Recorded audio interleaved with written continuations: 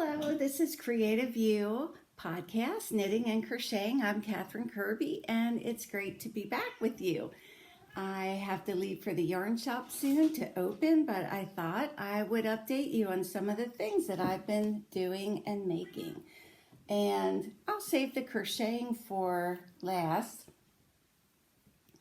This is the lacy cow out of the Cascade 60 Quick Knit books. It's done in a nice cotton yarn called Cotton Fleece by Brown Sheep. You can see when I block it, it's going to look like that. It was, there's my dog. I wish you could see him, fairly quick. It was fairly quick and it was fun. I like the edging too. It could really be an all year round cow. One of the things is if it's a looser, floppier cow and you wear it like that, the inside is what's going to show. So should we turn it inside out? So if you turn it inside out,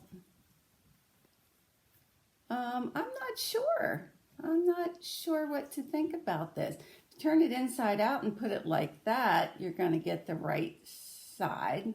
So, personal preference, right? My neighbor is 93. I didn't realize she had been an avid knitter all her life. And she gave me this pattern out of a Vogue book. I think it might have been 1969 or 79. 89. And it's done with pearls. And she made 3 of them, and she said, I have enough yarn left for the 4th. She said, now I'm going to give you the wool. Well, it's acrylic. When I told her that, she was shocked. Oh, I thought it was wool. And she gave me lots of beads.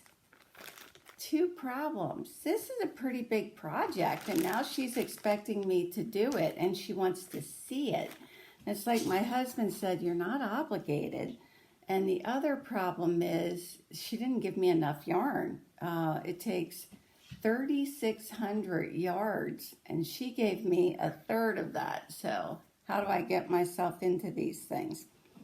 This is called the Travel Sock. I'll put all these in the description. It's a free pattern on Ravelry. I finished 1 so far. This is Cascade Fixation.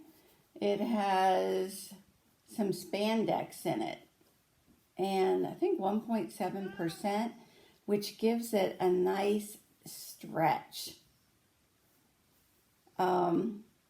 You only do about 6 rows and you're in the heel. It's really sweet. It's like, oh, I'm already at the heel. I did this with winter weather in mind. I do think sometimes that Europeans know how to keep their children and babies warm. Sometimes I think we Americans go for aesthetics, how something looks. This is called Simple Baby Pullover. I know it looks big, but this is only about the size 2. And this is a yarn called Viking Odin. It's a washable wool, but it's a nice warm wool. I like the striping. I like when you do it in the round, you get the same stripes. And it's a Henley fashion, so I just need my little buttons. And that also is a free pattern. Now, I'm not sure now that Ravelry separated into Ravelry free patterns. Are the free patterns only going to be on Ravelry free? I'm not sure. This is Quick Oats by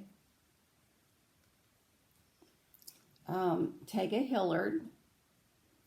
And I didn't have the buttons on the last time, but buttons really make a baby top. And we have lots of buttons at the shop, and sometimes it'll take me 30 minutes just trying on different buttons. This is a bulky cotton with nylon, And people at the shop said, oh, I'm surprised that it looks like that. You know, if it were blocked, you can see it does have nice stitch definition. And this yarn does have some stretch and give too. So, quick oats. And this one is almost finished. This is a Cabin Creek pattern where you start with a shawl color. And I really wanted to do something with this yarn because nobody buys it. It's a Serdar yarn. And I love the way it works up. And these colors are so nice and soft and muted for a baby. So the sleeves are done on double points. So I have to finish it and do a sleeve and put my buttons on. And I'll give you all the details when I finish it. So what's been going on in your life? My husband and I, we've been playing electronic darts in the evening. I'm surprised that I can beat him. My husband is very competitive, but he's not a sore loser. We also like to play Castles of Burgundy in the evening. And so this is Boho shawl. Again, it's a free pattern from Essential Arts. Some people say it works up in about 4 hours. You take 2 fingering weight yarns, calls for 400 yards, but you don't use 400 yards. I think I could probably make another one. And then if you make fringe, you have to account for yarn for that. But if you have a yarn that you've kind of grown out of liking, and you've set it aside, now's a good time to pair it with something. When I pair these yarns together, most people look at me like, ugh, I don't like that. And then when it's made up, they go, oh, well, that really looks nice. So the first one I did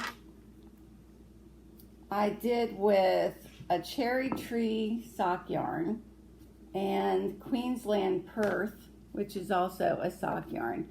And again, when I put these 2 colors together, people looked at me and, nah, that's not gonna look nice. This has purple, blue, brown, and black. This one has like a avocado, black, navy,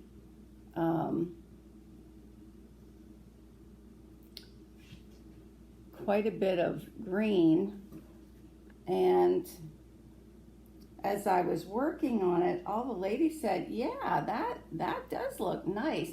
Now, you know how I said the last podcast, sometimes when I do a pattern, I think I know better than the designer. So it said to do 19 rows, and I thought, oh, that's too tiny, that's too small. So, of course, I did more. I did 3, 6, 9, 12, 15. I probably did about 6 rows more. And now when I put it on, and I decided, like Katie, to do tassels, I wish this were up here. And it would have been if I would have followed the pattern. So live and learn. I did beaded tassels. I got that idea from Katie. And if you want to string on beads, you need a beading needle. They're fairly cheap. They're long and thin, and you just open them up and put your yarn in the middle. But this turned out really nice. I don't know if you can even see all the colors. The greens just kind of blend in, but all the colors are accounted for. And what I was hoping, and what doesn't show up very well, is that this turquoise blue would kind of highlight the dark colors. And unfortunately, it doesn't show up very well, but it did. So this was my first one. And then the second one, I followed the directions.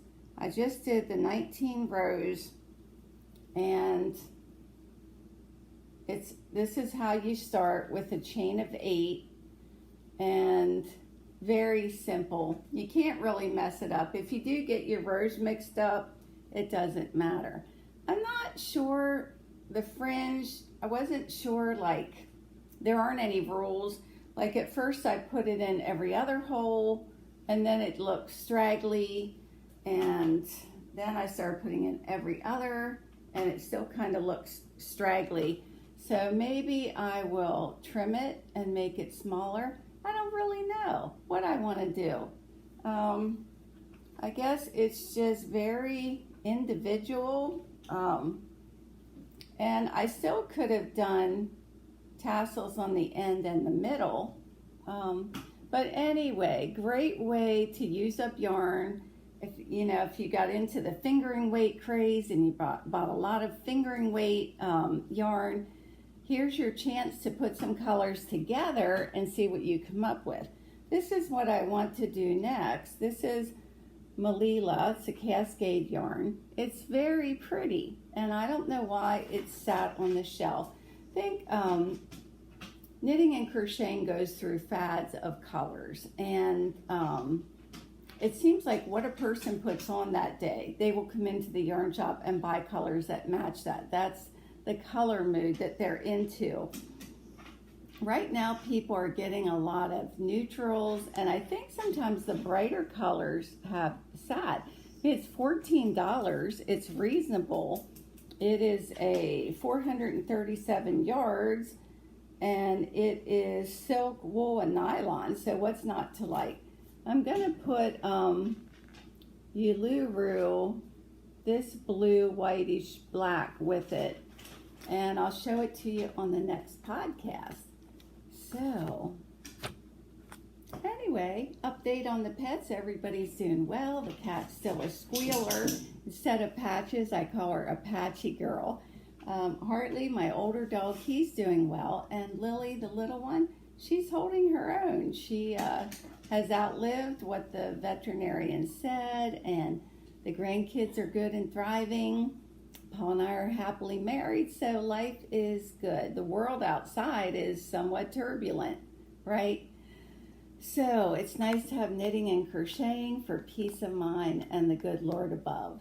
So with that, have a great day. I got to scamper off to work, and shine, baby, shine. I'll see you next time.